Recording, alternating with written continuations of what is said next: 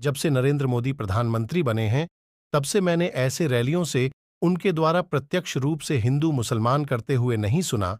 वह हमेशा ही सबका साथ सबका विकास जैसे नारों के साथ सबके विकास की बात करते रहे, मगर अब की बार 2024 के इस चुनाव में न जाने ऐसा क्या हुआ जो नरेंद्र मोदी हिंदू मुसलमान से बाहर नहीं निकल पा रहे हैं।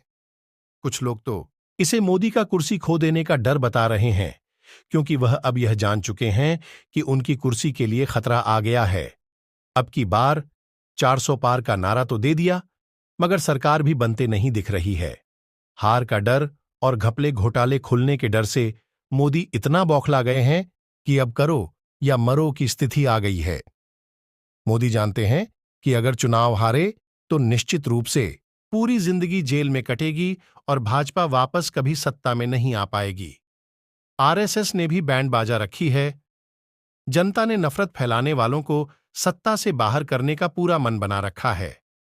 मोदी के बयान पर जम्मू कश्मीर नेशनल कॉन्फ्रेंस के प्रमुख फारूक अब्दुल्ला का पलटवार कहा, कभी भी ऐसा नहीं होगा कि मुसलमान कभी भी किसी बहन का किसी मां का मंगलसूत्र छीनेगा।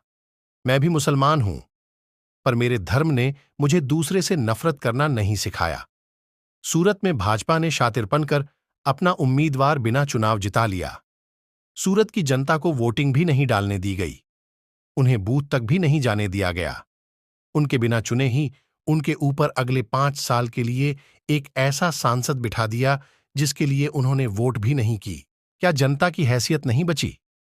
क्या आपको भी लगता है देश में चुनाव सुप्रीम कोर्ट की देखरेख में होना चाहिए था? प्रधानमंत्री द्वारा लगातार अपने भाषणों में अभद्र आपत्तिजनक भाषा का प्रयोग किया जा रहा है। चुनाव आयोग चुप है। भाजपा द्वारा सोशल मीडिया पर धर्म के नाम पे वोट मांगा जा रहा है। चुनाव आयोग चुप है। सरकारी एजेंसियों का दुरुपयोग विपक्षियों को खत्म करने के लिए किया जा रहा है।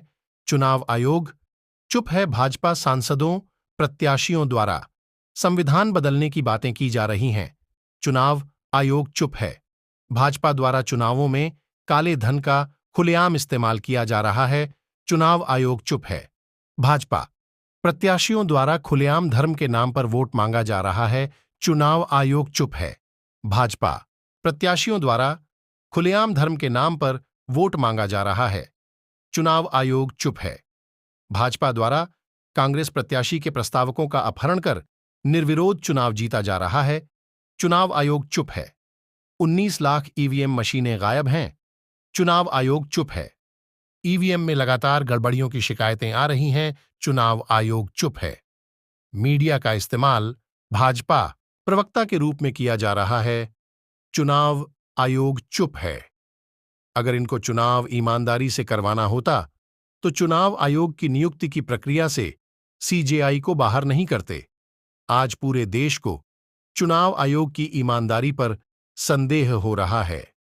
अगर सुप्रीम कोर्ट या चीफ जस्टिस ऑफ इंडिया को स्वतः संज्ञान लेते हुए इन चुनावों में हस्तक्षेप करना चाहिए, ताकि दुनिया भर में यह संदेश जाए कि देश में अभी भी लोकतंत्र या लोकतंत्र को मानने वाले, संविधान को मानने वाले बाकी हैं। ब्यूरो रिपोर्ट, यूपी खबर, एबीएन। देंगे। और पहले जब उनकी सरकार थी उन्होंने कहा था कि देश की संपत्ति पर पहला अधिकार मुसलमानों का है। इसका मतलब ये संपत्ति इकट्ठी करके किसको बांटेंगे? जिनके ज्यादा बच्चे हैं उनको बांटेंगे। घुसपैठियों को बांटेंगे। क्या आपकी मेहनत की कमाई का पैसा घुसपैठियों को दिया जाएगा? आपको मंजूर है? ये कांग्रेस का मैनिफेस्टो कह रहा है कि वो माताओं बहनों का सोने का हिसाब करेंगे, उसकी जड़ती करेंगे, जानकारी लेंगे और फिर उस संपत्ति को बांट देंगे। और उनको बांटेंगे जिनको मनमोहन सिंह जी की सरकार ने कहा था कि संपत्ति पर पहला अधिकार मुसलमानों का है।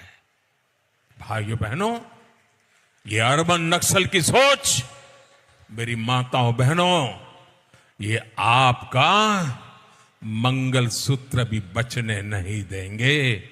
यहां तक जाएंगे मैं कहना।